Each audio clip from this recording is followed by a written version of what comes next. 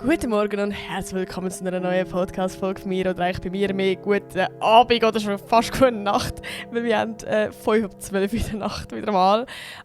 Es ist nicht der absolute Rekord, aber seit langem wieder mal, weil ich habe es jetzt eigentlich wirklich regelmäßig geschafft, immer unter einer Woche vor dem 12 Uhr schlafen. Das ist für mich ein crazy Step, weil ich bin sonst immer spät schlafen gegangen. Ich glaube, für die meine Podcast-Folgen schon regelmäßig verfolgen, die wissen, wie ich ticke. Die wissen, dass ich sehr oft, gerade früher, noch so am 2. Nacht einen Podcast aufgenommen habe, obwohl ich am nächsten Tag Schule hatte. Aber ich habe mich bessert. Ich finde, 5:12 ist valid. Kann man machen. Ja, nein, das Ding ist, ich muss heute die Folge aufnehmen, weil sonst kommt die Woche keine. Weil morgen habe ich absolut 0,0 Zeit, weil zum einen habe ich ja vor 2 Wochen erzählt, dass ich das Modul VR habe in der Schule. Jetzt habe ich schon vergessen. Virtueller Raum einfach. Virtual Room. Ist das VR? Scheiße, aber ich habe 3 Wochen schon das Modul und ich weiß nicht mehr, was es bedeutet. Perfekt. Aber ja, und wir haben jetzt morgen die Abgabe von dem.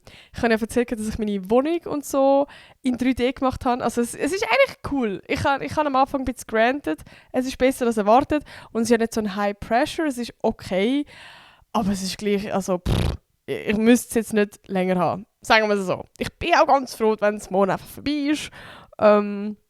Ja, ich glaube, es wird noch lustig. Und, also es ist wie, ich finde es halt schön, einfach auch für mich. Es bringt mir persönlich etwas, weil also ich habe meine ganze Wohnung da abgescannt und für die, die es nicht wissen, sie wird ja abgebrochen im Januar. Das heisst, wir sind ja jetzt gerade an Wohnungen suchen.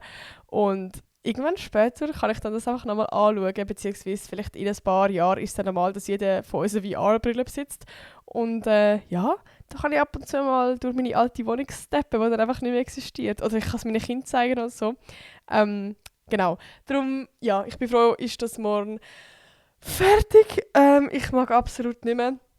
Und was eben auch noch ist, ich habe morgen ein bisschen Stress, weil ich muss eine Kooperation noch filmen, wo ich schon vorher hätte filmen und sie ist aber nicht gegangen, es ist nicht möglich gewesen. Und es ist jetzt so ein bisschen stressig und ich muss sie morgen filmen. Und es schießt mich auch so ein bisschen an, weil morgen würden wir eigentlich mit der Klasse grillieren und jetzt kann ich einfach nicht gehen. Aber ja, das Leben ist auf jeden Fall hart als Influencer, muss man da an der Stelle auf jeden Fall sagen. Spass. Ja, aber ich habe jetzt trotzdem gedacht, weil es so schön spät am Abend ist und ich, to be honest, absolut müde bin. Ich bin ja wirklich, diese Woche bin ich hure kaputt gewesen. Auch wenn es eigentlich ist es nicht so streng war, ich will mich eigentlich voll nicht beschweren. Also wirklich, ja, ich habe manchmal ein bisschen länger schlafen. Wir haben damals erst um 9:30 Schule gehabt. Also ich will mich eigentlich nicht beschweren. Aber ich merke eigentlich, ich bin so kaputt. Nein, ich weiss, wieso ich so kaputt bin. Ich hatte Bodyforming gehabt. Ich habe heute Sport gemacht heute. Und da muss ich jetzt ganz schnell sagen, ich bin fucking stolz auf mich, dass ich bis seit 2 Wochen am Daily Sport mache. Also es klingt jetzt gerade ultra krass. Also erstens mal Wochenende, nein. Und sonst mache ich immer so 10 Minuten am Morgen Sport. 10 Minuten klingt nur wenig, aber 10 Minuten können intensiv sein.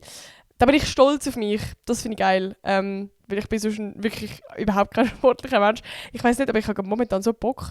Und ich merke, also es ist einfach so schön, so am Morgen sich schnell 10 Minuten Zeit. Ich merke so richtig, ich freue mich. Ich freue mich jetzt schon wieder so fest, zum Morgen aufstehen. Und also ich müsst wissen, ich mache jetzt nicht so mega krank das Workout, sondern es geht mir mehr irgendwie so ein bisschen Me-Time. So, ich mache dann meine Kopfhörer rein oder Boom, laufe richtig geile Girls-Musik laufen, wow. Und mache irgendwelche Übungen, wo ich gerade Bock drauf habe. Also mache irgendwelche Bauchübungen oder so, sondern es ist jetzt nicht so, es ist wirklich mehr so für meine Seele irgendwie und ich liebe es, ich finde das so geil. Genau. Ich wollte eigentlich darauf hinaus sagen, für das, dass jetzt gerade ich so ein bisschen müde bin, es ist Abend, es ist ein cozy Vibe. Ich habe eine Kerze mitgenommen, Leute. Und sie schmeckt nach Zitrone. Sonnengeküsste Zitrone, die steht bei uns im Bad. Weil ich sonst, wenn ich baden gehe, durch die anmache. Aber ich liebe Kerzen. Und das Lustige ist ja, ich glaube vor 3 Wochen gewesen, hatte ich die Idee gehabt, zum eine Kerze am Podcast anmachen. Und ich habe sie da angestellt. Man sieht sie im Podcast. Und ich habe es literally vergessen. Ich habe einfach die ganze Zeit eine fucking Kerze mit dem Feuerzeug auf der linken Seite von mir gehabt. Und ich habe es wirklich nicht angezogen, das ist ja traurig. Aber es war eine andere Kerze gewesen. Und darum, wir vergessen das Thema nicht. Ich weiss gar nicht, ja, ich muss jetzt schon das Mikrofon ablegen, also ich kann nicht Multitasking machen. Aber wir werden jetzt schnell Kerzen anzünden. Und für die auch gerade einen entspannten Vibe haben, vielleicht sind sie gerade am Lernen, vielleicht sind sie gerade am... Keine Ahnung, vielleicht haben sie gerade die Möglichkeit, auch eine geile Kerze anmachen, Alter, dann machen sie es. Weil das ist fucking geil. Also, let's go, warte. So.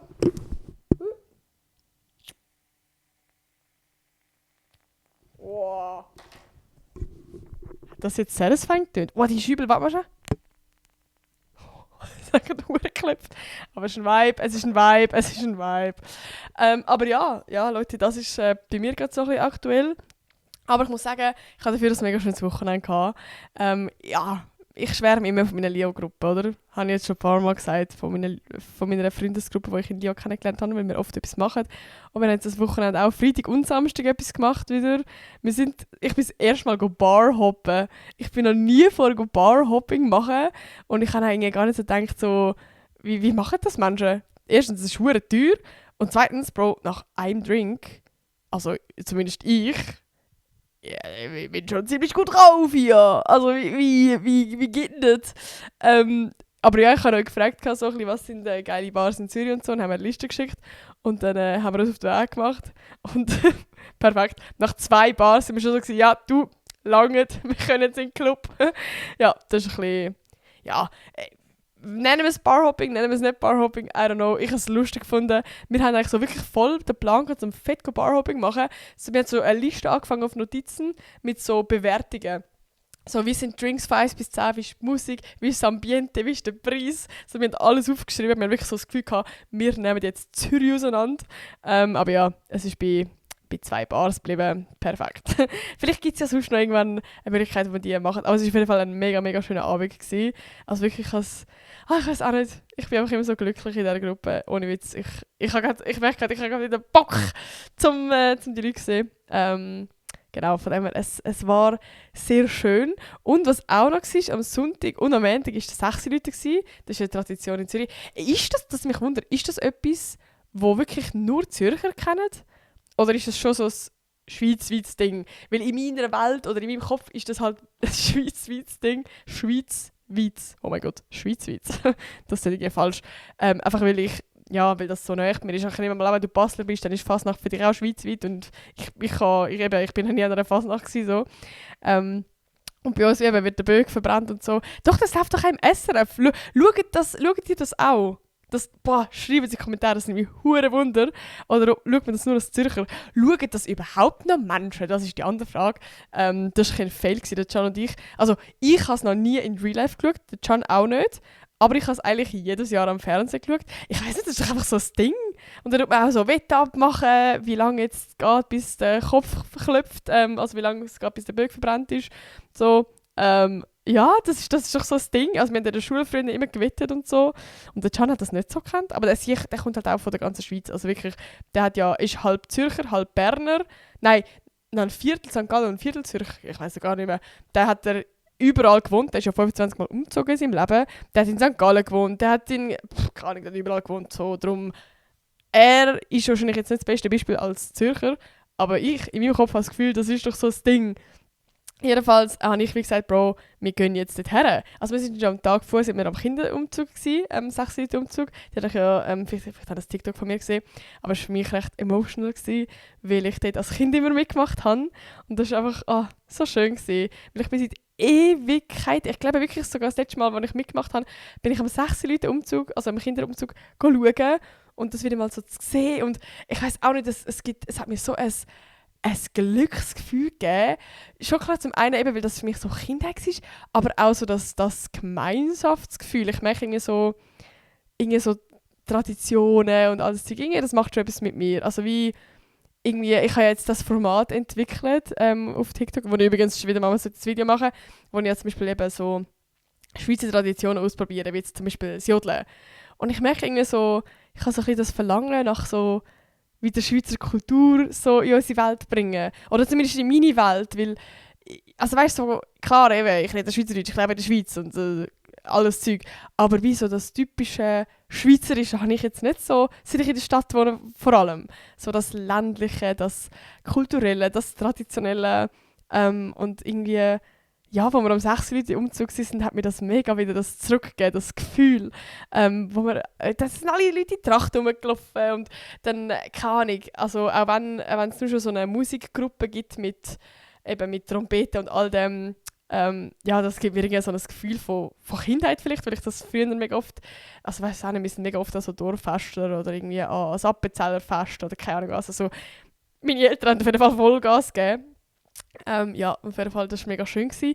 Aber es war ein bisschen sad gewesen, weil, ja, wir sind ein bisschen zu spät gekommen. Also wir sind erst um 6 Uhr losgegangen, weil ich noch das TikTok geschnitten habe, ich wollte, dass es noch pünktlich online kommt. Und ich war eben auch schon im Stress mit meinem Schulprojekt.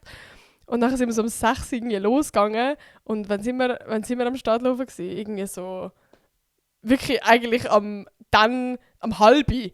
Also wir sind eigentlich gerade angekommen am Bahnhof, wo es geklopft hat. Es war richtig traurig, wir haben auch alles verpasst. Aber ja, ich höre von Bahnen, dass sie sagen, man sieht eh nichts und es ist voll von Menschen. Also wo wir gekommen sind, ist ja eigentlich der Zauber schon vorbei gewesen und es hat so viele Menschen gehabt. Oh mein Gott. Ja. Und ich habe es auch spannend gefunden, dass das Zeug so abgesperrt war, weil wenn du halt im Fernsehen schaust, dann sieht es so aus, als könnte jeder dort schauen, aber es ist halt so mega abgesperrt. Das habe ich auch noch crazy gefunden. Aber es war auf jeden Fall toll gewesen. Ja. Oh, apropos Jodelvideo, Bro, das ist ja so lustig. Das ist mein Highlight. Nein, nicht mein Highlight, aber es ist auf jeden Fall... Doch, es ist schon das Highlight von der Woche. Fucking Melanie Oesch hat einfach meine Reels geliked. Also ich kann nicht mehr können. Also ich hoffe, ihr kennt alle die Melanie Oesch. Wenn nicht, shame on you. Aber sie ist eine der bekanntesten Jodlerinnen von der Schweiz. Einfach von der Gruppe Oesch, die Dritten so. Und meine Eltern haben die auch immer gelesen. So. Also bin ich sogar mal an einem Konzert von ihnen gewesen? Das weiß ich gar nicht. Aber auf jeden Fall, ich habe mir so gedacht, also wenn ich Jodeln höre, das Wort, dann komme ich gerade Melanie Oesch in den Sinn. Schreib mal einen Kommentar, ob Sie kennen. Ist das noch so ein Ding? Oder ist das jetzt auch einfach nur, weil ich aufgewachsen bin damit? Aber für mich ist so, Melanie Oesch kennt man. Ja. Und darum habe ich mich so richtig geehrt gefühlt, dass sie mein TikTok geliked hat, also mein Reels. Und sie hat mich einfach jodeln gehört. Die Melanie hat mich jodeln gehört. Ah! Aber ja, Leute, wir kommen jetzt zum Lustigsten von der Woche und ich habe wieder mal eine Story. Ich weiß nicht, ob wir ready sind für das. Ich weiß auch gar nicht, ob ich ready bin für das. Oh mein Gott. Also, ich habe ja vorher erzählt, dass der Can und ich Wohnungen suchen. Nein, ich weiß gar nicht, wie ich jetzt anfangen soll. Ich muss es ein bisschen vorher erzählen. Also, alte Story. Stellt mich schnell vor, wie alt bin ich? Ich bin in der 4. Klasse. Wie alt ist mir in der 4. Klasse? 10, 11. Ein junges Küken. Okay? Stellt mich schnell vor, ich bin ein verschupftes Mädchen. Ich bin, also wirklich... Niemand hat mich mit der linken Arschbacke angeschaut, also von den Jungs so. Und es hat so die paar Mädchen in der Klasse gegeben, wo jeder hat wollen und so. Und ich bin nicht eine von denen gewesen, ganz ehrlich, ich bin nicht eine von denen gewesen. Und dann, jetzt wird es kompliziert. Meine Mom, ich mache es einfach. Meine Mom hat eine Kollegin und die hat eine Family und bla bla bla. Und einfach so, über diese Ecke irgendwie habe ich dann einen Dude kennengelernt. Ich weiß eben gar nicht mehr genau, wie das war. Aber ich kenne wie seinen Cousin, aber den habe ich mir nicht gekannt. Ja, egal. Nein, sag mir einfach einen Typ, wo ich über meine Mom so gekannt habe, der ein Jahr älter ist als ich. Das heisst, er ist etwa, wenn ich 11 war, war er 12 gewesen. Und ich hatte damals einen iPod Touch 4 gehabt. Bro, gibt es Menschen, die damals auch einen iPod Touch 4 hatten? Schreibt es in den Kommentaren. Und ich habe dann mit dem auf Nachrichten geschrieben. Ich weiß gar nicht, eben, wie ich auf seine Nummer gekommen bin und whatever so. Aber irgendwie hat sich das ergeben, dass ich mit dem geschrieben habe. Und wir haben sehr oft miteinander geschrieben. Also wirklich regelmäßig jeden Tag. Wir haben dann auch irgendwann angefangen, Videos einander zu schicken. Und wir haben dann auch irgendwann angefangen, FaceTimen und einfach all das Zeug. Also wir hatten sehr viel Kontakt gehabt. Und das war auch für mich, glaube ich, so der erste Typ, den ich so Kontakt hatte. Und irgendwie auch der erste Typ, blöd gesagt, der sich so ein bisschen für mich interessiert hat, sagen wir es so. Ja. Also eben, ich nenne es jetzt nicht meine erste Liebe, Bro, das war die 4. Klasse, aber es ist wie die erste Berührung mit einem Typ. So, checkt ihr. Wir sind dann sogar auch, ich weiß nicht wie lange, ich habe keine Ahnung mehr wie lange, aber wir sind auch zusammen gewesen. Also im Sinne von, der hat mir geschrieben, hey, willst du mit mir gehen? Und ich bin so, ja, und dann sind wir zusammen gewesen, haha, hui. Und das Lustigste ist, Ich habe den Typ nie in Real Life gesehen. Ich habe den Typ noch nie in Real Life gesehen. Ich weiß gar nicht warum. Er hat einen grossen Bruder gehabt. Der ist mir so oft über den Weg gelaufen. Ich habe den schon in Clubs gesehen, im Kino. Ich weiß auch nicht, 100 Mal ist mir über den Weg gelaufen. So. Also eigentlich immer mega Zufall. Und ihn habe ich nie gesehen. Noch nie. Noch nie ist mir der begegnet. Und ich habe auch logischerweise keinen Kontakt mehr mit ihm. Das Lustige ist, ich habe vorhin angeschaut, mir folgt uns noch. Er folgt noch mir auf Insta. Doch, er folgt noch mir auf Insta, ich folge noch ihm auf Insta. Ja, es ist mega random. Aber eben, es ist halt auch wie... Meine Mom ist immer noch die beste Kollegin von ihrer Mom. Es ist wie... Nicht, er ist jetzt nicht einfach komplett weg. So. Er ist ja immer noch irgendwo...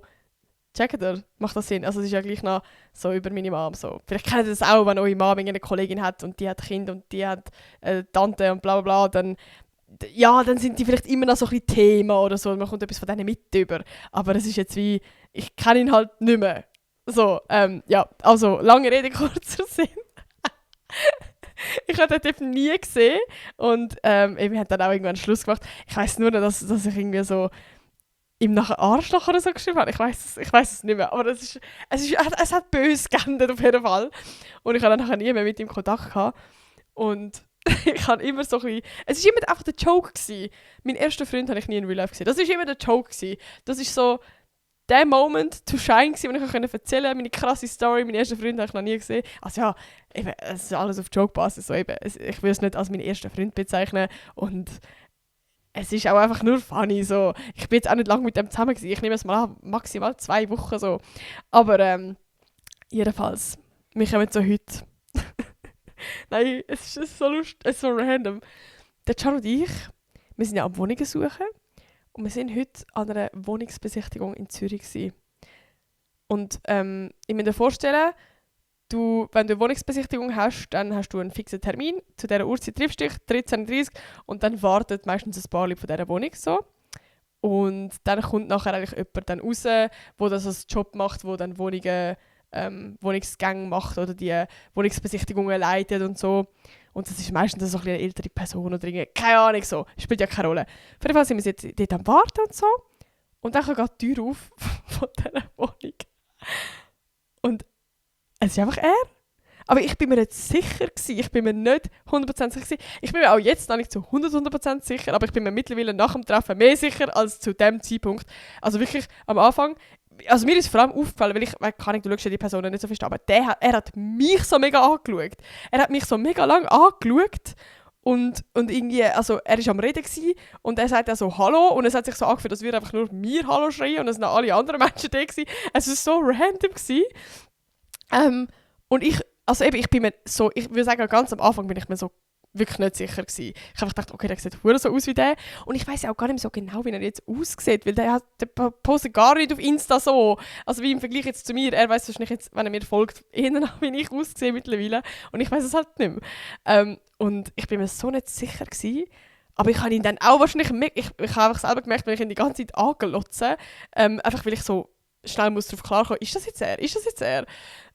Ja, auf jeden Fall, jetzt kommt das Peinliche. Wir haben beide nicht einmal den Moment gecatcht, um einander uns zu sagen. Es ist so unangenehm. Weil ich mir vorstellen, es waren nicht so viele Besichtigungen, weil es eine Stadtbesichtigung war. Und das heisst, es sind so 12 Leute maximal. Und mir ist halt immer zu ihm gegangen, um etwas über die Wohnung zu fragen. Und ich und der Can, wir sind dann auch zu ihm gegangen und über die Wohnung zu fragen. Das heisst, ich habe einfach mit ihm geredet. Und ich habe es nicht geschafft, und er auch nicht, um einfach mal zu fragen, «Hey, bist das du?» Nein, es ist so unangenehm. Weil im Nachhinein, Bro, ich hätte einfach kommen. Ich hätte einfach sagen. Also weißt, auch wenn es nicht er gewesen wäre, in dem Moment habe ich gedacht, komm, stell dir vor, es ist nicht er. So, weil du bist ja so... Das ist aber auch noch ein bisschen schwierig. Es ist nicht so, wenn ich jetzt ihn im Club gesehen hätte oder sonst irgendwo, dann hätte man viel einfacher Heu sagen, weil man dann ist man so auf Augenhöhe. Oder wenn er wenigstens auch einfach an dieser Besichtigung gewesen wäre. Aber er ist ja quasi wie beruflich dort gewesen. Checkt ihr? Dass ich irgendwie wie so... Ich würde jetzt nicht sagen, dass er eine Autoritätsperson war, aber er ist ja wie so ein bisschen... I don't know, also ich bin komplett überfordert gewesen. Also wie, ich glaube, ich hätte es wie, wenn es er nicht gewesen wäre und ich hätte zu ihm gesagt, hey, bist du der und der? Und er hätte so gesagt, nein. Ich hätte das Gefühl gehabt, ich wäre hure disrespectful. Weil ich so, ich weiß auch nicht. Im Nachhinein, Bro, ich hätte einfach können fragen. Und wenn er gesagt hätte, nein, dann hätte ich können sagen, dann sehen sie aber hure ähnlich aus oder so. Aber eben im Nachhinein, ich bin mir relativ sicher, ich bin wirklich relativ sicher. Und ich habe mich so im Nachhinein gedacht, cringe, Alter, wie sagen wir nicht auch Heu sagen, Alter. Aber es ist ja schon mega lang her. Und vielleicht hat auch er sich gedacht, so, vielleicht weiss ich gar nicht, wie ich aussehe oder whatever, so. Aber, und falls die Podcast-Folge los ist, Hoi im Nachhinein. Es tut mir leid für den Cringe-Moment. Aber, nein. Ja, also wirklich, ich habe auch im Nachhinein einfach so lachen, weil ich einfach nicht darauf klar gekommen bin. Ich glaube, ich checke gar nicht, wie weird das für mich ist, den in Real Life zu sehen. Weil das ist so, ja, ich weiß auch nicht, das ist so etwas tief in mir rein, wo so, ja, einfach so von dieser Zeit damals, ja, ich weiß voll nicht, ob ich das kann nachvollziehen, aber das war wirklich ganz speziell für mich. Ich bin ja gerade reingelaufen und ich bin zuerst mal überhaupt nicht darauf klar gekommen. Und der Can hat nachher auch mit mir über die Wohnung reden, wie ich die gefunden habe. Und ich bin zuerst mal so gewesen, ist er jetzt das, ist er das jetzt nicht, ist er das jetzt? Ich weiß auch nicht, ich habe, ja, zuerst mal darauf klar kommen, so. Aber es war auf jeden Fall ein lustiger Moment gewesen. Und jetzt kommt das Lustige. Ich habe gedacht, in dieser Podcast-Folge, weil das hat wirklich genau auch jemand geschrieben. Ich weiß gar nicht, ob ich den Kommentar... Nein, ich finde nicht mehr... Ich habe ihn zugemacht, scheiße. Aber ich tue sonst eigentlich immer einen Kommentar vorlesen. Nein! Muss ich jetzt den suchen? Auf jeden Fall hat eine geschrieben, ich glaube, es ist eine, so dass ich mal meine alten Tagebücher vorlesen. Und ich habe das Gefühl, oh mein Gott, also ich habe wirklich so gedacht, Bro, es passt doch kein Moment besser als der jetzt, wo ich weiss, ich habe Tagebücher geschrieben und ich weiss, ich habe über ihn geschrieben und es wird jetzt fucking unangenehm, wenn er den Podcast-Folge hört, weil ich weiss nur, ich habe erst angefangen, ein Tagebuch zu schreiben, wo er mein Herz gebrochen hat, Leute. Nein, ich weiss einfach gar nicht genau, was gegangen ist. Ich muss es nachher mal suchen, ich will jetzt echt den Kommentar schnell finden. Ach Mann. Oh Mann, es tut mir so leid. Ja, aber ey, ich grüße dich ganz herzlich. Du kannst einen Kommentar schreiben, wenn es du bist. Aber ich habe auf jeden Fall den Kommentar gelesen und du hast gesagt, ich soll ja, über meine Tagebücher... Nein, ich habe es gefunden. Okay. Sind wir ready? Oh, das ist gerade schön. Okay, jetzt kann ich beruhigt schlafen. Und zwar Laila. Ich hoffe, ich habe den Namen richtig ausgesprochen, weil ich kenne Laila und... Aber ja, auf jeden Fall, du hast geschrieben, oder sie hat geschrieben, lustig immer am Morgen vor der Schule, beim Fertigmachen. Also ich stelle mich auch mal vor, ich heiße Leila, bin 15 und komme aus der Schweiz. Oh warte, schnell, der Kommentar ist mega lang. Ich tue schnell für switchen zum, spulen zu der Frage. Kannst du eventuell mal eine Folge machen, wo du so lustige und peinliche Storys erzählst von deiner Schulzeit oder so Tagebücher vorlesen? Finde ich eine mega coole Creatorin, mach wieder so. Dankeschön, yeah. Ich bin jetzt gerade froh, ich den Kommentar gefunden. Ja. Darum, es passt wie angegossen. Und das Einzige, was ich zuerst gedacht habe, fuck, ich habe ich habe schon Tagebücher da, aber so meine ganz alten, von wirklich damals, die habe ich eben daheim. Das heisst, ich habe vorher irgendwie so um 11:45 mit meiner Mama geredet. Sie ist schon im Bett gewesen, es ist so schlimm.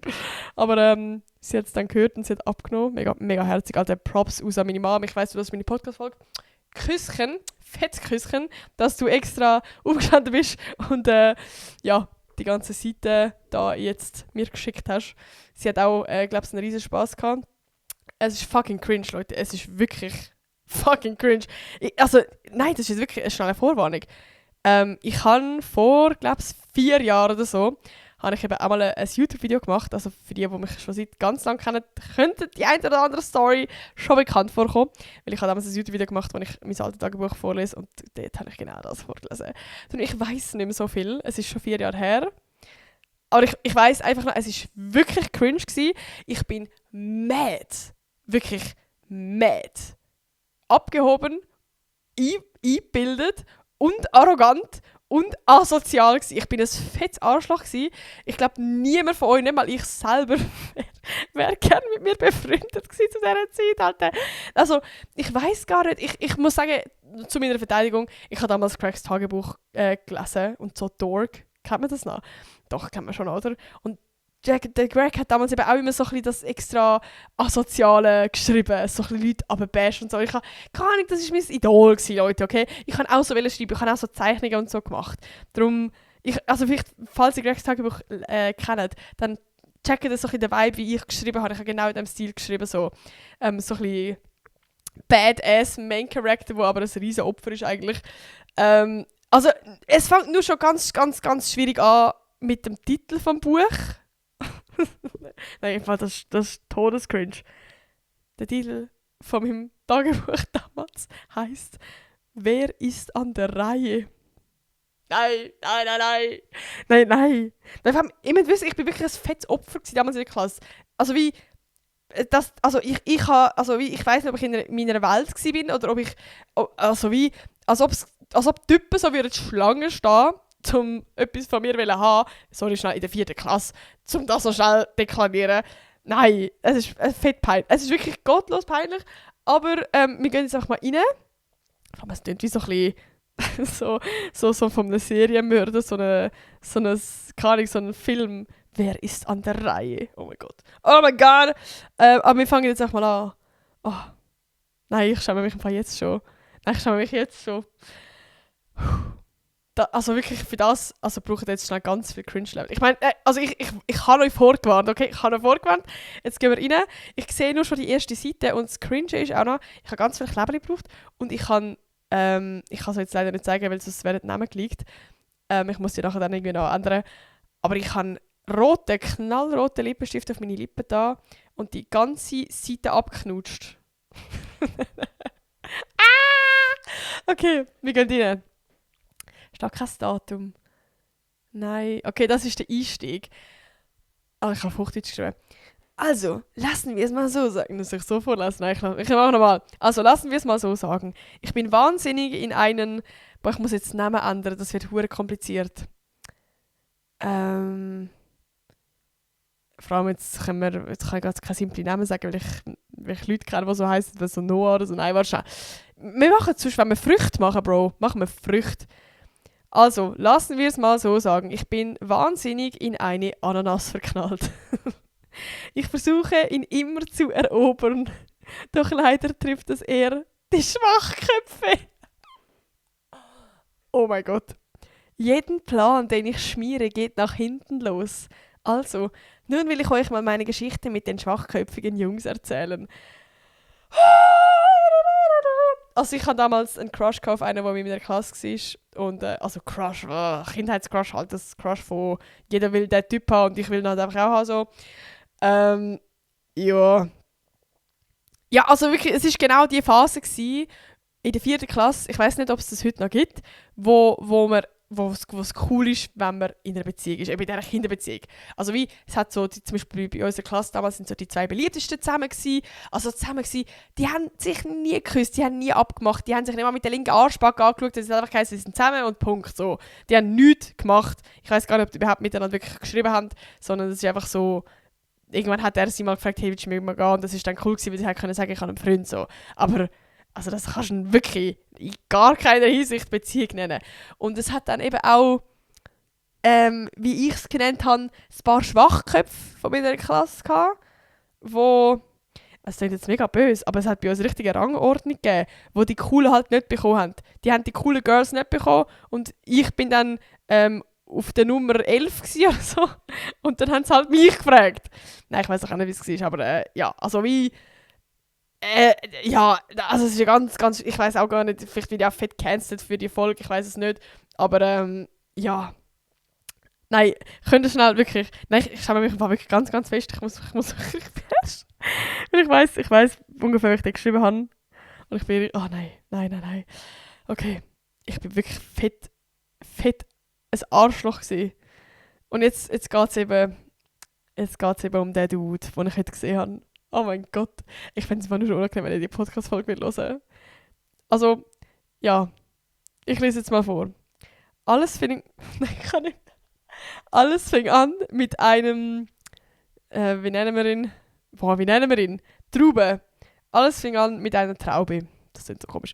Am 10. Januar 2012 um 21:46 Uhr schrieb er mir, «Willst du mit mir gehen, Herzli?» Und ich, Arschloch, sagte wirklich ja. Naja, das bereue ich jedenfalls. Denn als ich zusagte, schrieb er mir alle 5 Sekunden «I love you». Oh mein Gott, crazy. Und das hielt ich nur für eine Weile aus. Denn nach den bekloppten Videos schrieb ich einfach eine Woche lang nicht mehr. Nein, ich bin so böse. Dann in dieser Woche schickt er mir das peinlichste Video der Welt. Und ich habe sogar noch so einen Screenshot ausgedruckt. Crazy. Er hat geschrieben, ich liebe dich, Herzli, willst du mit mir gehen? Und ich schreibe, nein, sorry, aber ich schreibe auch so richtig cringe ja. Ich schreibe so, ja, Caps Lock mit etwa 30 Ausrufezeichen und dann diese Emojis mit so Herzli-Augen, so ein Kussherzli und ein Herzli selber. Und das weiss ich halt, das Video noch, weil das war ein Legendenvideo. Er hat einfach ein Video gemacht, weil damals hat es noch kein Snapchat gegeben. Er hat einfach auf Nachrichtenvideos geschickt. Und er so einfach so ein Video halt gemacht hat, wo er mir so sagt, hey, ich liebe dich und so. Und ich bin einfach fett überfordert gewesen, weil ich halt nicht gewusst, was es bedeutet, also ich liebe dich. Ich bin auch nicht mal ready gewesen. Ich habe nur eigentlich einen Freund haben, um in die Klasse nachher gehen und sagen, hey, ich habe einen Freund. Also ich habe ihn ja schon auch cool gefunden, muss man schon sagen. Eben, wir haben ja viel geschrieben und so. Aber irgendwie, es war mir dann gleich nicht too much gewesen, Leute, okay. Und nachher, ja. Oh mein Gott, nein, ich kann das nicht vorlesen. Ich bin so böse, ich werde so cancelled. Also, können wir bitte einfach schnell mein 12-jährige Ich canceln und nicht mich? Ich habe geschrieben, oh mein Gott, der war wirklich der Letzte auf meiner Liste. Nachher noch so Anloch. Oh mein Gott, nein. Dieser Typ sah auch echt bescheuert aus. Und noch ein Bild von ihm. Nein, ich bin so böse. Und ich schreibe ganz lang weh mit 1000 Millionen S. Also der Sieg hat einfach mein Herz gebrochen. Ich kann es auch nicht zugeben. Seien wir ehrlich, ich kann es doch einfach auch nicht zugeben. Danach schreibe ich einfach, ich mache Schluss. Nein! Oh, ich bin so böse. Ich bin wirklich böse. Warte mal schnell, was hat er danach geschrieben? Ich habe wieder einen Screenshot. Ich mache Schluss. Sorry, ich bin weg gewesen. Hallo. Hast du das als Witz gemeint mit dem Schluss machen? Nein. Warum nein? Was meinst du jetzt mit nein? Oh nein! Hey, aber dann hat er gar mein Herz gebrochen. Dann habe ich sein Herz gebrochen eigentlich. Dann habe ich ja sein Herz gebrochen. Oh mein Gott. Nein, also ich schäme mich einfach fett. Also wirklich. Oh mein Gott, nein. Ich das sage ich es mal so. Ich lese es einfach weiter. Er kapierte es einfach nicht und schrieb immer, gönnt mir jetzt noch miteinander. Das stresste mich total. 1000 Ausrufezeichen. Oh, nein. Also beschloss ich ihm, Arschloch zu schreiben. Und damit hatte sich die Sache. Yeah! Und ich male ein fucking Männli an mit Sonnenbrille und Party. No! Es ist so schlimm. Ja, da ist noch ein Screenshot. Gehen wir jetzt miteinander. Hallo, gehen wir jetzt miteinander. Bye, bye. Warte. Okay. Gehen wir jetzt miteinander. Ja oder nein? Klare Antwort. Hey, ich kann doch einfach schreiben nein. Wieso lasse ich ihn dann so hängen? Oh. Oh. Das ist so traurig. Ja, jetzt kommt der Plot-Twist. Jetzt mag ich mich wieder erinnern. Ich lese es vor. Später schrieb ich ihm einmal, hey. Nein, so sorry. Also ich bin schon fette Snitch gewesen. Zuerst mal mache ich ihm fette Hoffnungen. Ich schreibe mit ihm, wir haben es voll gut. Dann fragt mich Kashmir. Ich schreibe ja mit Millionen Herzli. Dann schickt er mir einmal ein Video, wo er mir ich liebe dich sagt. Er macht das 1000 Mal. Mir läuft den Deckel und ich schreibe einfach eine Woche lang nicht mehr. Dann, was war dann? Dann sage ich, er ist hässlich und dann mache ich Schluss. Und dann lasse ich ihn einfach ghosten, 1000, also keine Ahnung wie lang, und kann nicht mal eine klare Antwort schreiben. Dann hat er es irgendwann gecheckt und dann schreibe ich ihm einfach irgendwann hey. Nein, sorry, das ist gottlos von mir. Auf jeden Fall. Und er antwortete gleich darauf mit hey Hübsche. Und er rief mich auf FaceTime an. Und gerade dann war meine Freundin bei mir, ich kann jetzt den Namen auch nicht sagen. Ich nahm ab und er sah als erstes sie. Nach dem ersten Blick verliebt er sich tatsächlich in sie. Oh, jetzt kommt der Grund. Also jetzt wird mein Herz gebrochen, Leute. Also mein Herz gebrochen. Jetzt wird einfach mein Ego schnell in den Keller runtergesunken. Ich war echt erleichtert. Aha, okay, never mind. Aber ich muss zugeben, er war viel hübscher. Er hatte kürzere Haare und ist voll gestylt. Aber er ist immer noch der alte Schwachkopf von gestern. Er hat sie echt gefragt, also ob sie mit wem will zusammen sein, und gesagt, what the fuck, ich bin 99% in sie verliebt. Das ist ja ultra random. Jetzt kommt mir gerade so in den Sinn, Bro, gibt's das noch? So, früher, ich weiß auch nicht, ob das nur bei uns war, aber da hast du so einander gefragt, wie viel Prozent bist du in mich verliebt? Oder auch so bei Wahrheit oder Pflicht oder so. Ist das eine Wahrheitsfrage, wie viel Prozent bist du in sie und sie verliebt?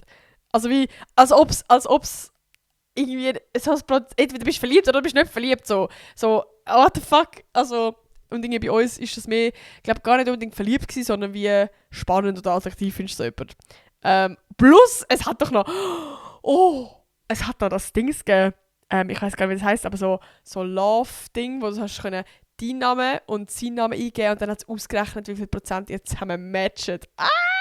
Oh mein Gott, ich habe gerade ganz alte Zeiten auf. Oh mein Gott. Oh mein Gott. Aber wir gehen weiter. Also ich bin übrigens, ich kann es leider nicht sagen, aber ich war hure kreativ gewesen. Also ich habe da richtig Bilder ausgedruckt und Sticker und Sachen angemalt und nein, also ich habe da ihn ausgeschnitten, wenn er so mit einer Sprechblase I love und nachher ihren Namen und so. Also ich bin impressed. Also, doch sie sagte, sie hätte schon einen. Also einen Freund. Das stimmt ja auch, denn ihr Freund war der bla bla bla. Und dem wollte sie nicht absagen. Erst recht nicht wegen Traube, wegen ihm. Nachdem sie absagte, fragte er mich. Er ist aber auch ein bisschen ein Snitch, sag ehrlich. So, wenn er einen Korb bekommt von meiner Kollegin, dann kommt er einfach wieder zu mir, Alter. Ich fragte ihn, wieso er mich fragte und wie viel Prozent er in mich und sie verliebt wäre. Was, ob das so drauf ankommt. Also weißt, er hat ja vorher gesagt, 99% sagen es bei ihr. So, dann müsste es ja bei mir 100 sein, damit ich zufrieden bin. Aber das ist jetzt, die Chancen sind klein, dass jetzt bei mir ein bisschen mehr ist, oder? Er schrieb einfach, die 99% wären gelogen. Es wären nur 59. Und bei mir wären es 99. Oh, das ist alles so cringe, Leute. Ich kann das alles voll nicht handeln. Oh mein Gott. Oh mein Gott. Vor allem, wieso frage ich das auch noch? Ah gut, er hat auch einfach gesagt, willst du mit mir gehen? Oh nein, oh mein Gott. Aber ich sagte doch ab. Meine Kollegin gab mir einen Zettel, den ich ihm geben sollte. Wie von mir sollte ich ihm den geben, Bro? Ich habe den noch nie gesehen. Das habe ich auch getan, aber wahrscheinlich habe ich mir einfach ein Bild geschickt. Und er sagte wirklich, ja, sie hat, also ich habe den Zettel eingeklebt, sie hat draufgeschrieben, ich sage bei der Traube ja und nachher ihre Unterschrift. What the fuck? Was hat sie jetzt da? Sie schreibt das. Als sie mit ihrem Freund Schluss macht. Ja, Bro, stimmt. Ich habe gerade gedacht, was bist du für eine Fremdgeherin, Mann? Aber sie hat mit ihrem Freund Schluss gemacht und dann hat sie gedacht, ich will jetzt mit ihm zusammen sein. Oh mein Gott, Leute. Das war schon gewesen. Also ich hätte noch ganz viele andere Stories, aber das sind halt andere Menschen. Und ich weiß gar nicht, wie lange die Podcast-Folge schon geht. Aber falls ihr das ultra krank interessiert, könnt ihr mal sagen. Weil das ist jetzt Kapitel Traube gewesen. Es gibt noch mehrere Kapitel von anderen Typen, das ist im Fall noch viel schlimmer. Ich war so ein Arschloch zu denen, ich habe die mies gekorbt. Mies. Nein. Und ich bin, also, wie alt bin ich da? 11? 10? Es ist schlimm. Also ich hoffe, falls du das hörst, ich hoffe, du hast mir verzeihen. Es tut mir an dieser Stelle leid, dass ich dich so behandelt habe, dass eigentlich ich dein Herz gebrochen habe, obwohl ich gemeint habe, du hast es mir gebrochen. Aber vielleicht hat er mir darum nicht heute gesagt. Vielleicht ist er immer noch ein bisschen mad. Aber verstehe ich auch, Bro, verstehe ich. Es ist valid. Aber an dieser Stelle ganz herzliche Entschuldigung. Kannst du sagen, wenn ich dir ein Päckchen schicken oder so, mit Schoki drin und dann ist hoffentlich wieder gut. Und vielleicht sehen wir uns ja gleich mal irgendwann im Ausgang und dann können wir darüber lachen. Über den cringe Moment auf heute und über die ganze cringe Vergangenheit, die wir zusammen haben. Aber es war auf jeden Fall funny gewesen. Und ja, ich hoffe, euch hat es auch ein bisschen unterhalten, wenn ich Ihnen 1000-mal gesagt habe, wie cringe das ich es finde. Es ist nach wie vor, ich schäme mich. Ja, ich habe das ganze Buch noch nicht gesehen, aber es ist gottlos. Also wirklich, ja. Und da frage ich mich, warum ich ein Opfer in der Klasse war. Da frage ich mich. Aber ja, wie gesagt, ich hoffe, euch hat die Podcast-Folge gefallen. Wenn ihr einen zweiten Teil wollt, schreibt es gerne in den Kommentar. Und wenn euch die Podcast-Folge gefallen hat, dann gebt gerne dem Podcast eine 5-Sterne-Bewertung. Ich würde mich mega, mega freuen. Und ich würde mich auch über einen Kommentar von euch freuen. Dann lese ich das nächste Mal vielleicht in der Podcast-Folge vor. Und ja, was kann man machen? Man kann mich abonnieren. Auf Spotify, auf YouTube, überall. Da freue ich mich natürlich auch ganz fest. Und jetzt einfach meine Fresse und ich wünsche eine gute Nacht, guten Morgen oder sonst einen schönen Tag und ganz viel, was wünscht man? Glück, Freude im Leben. Tschüss!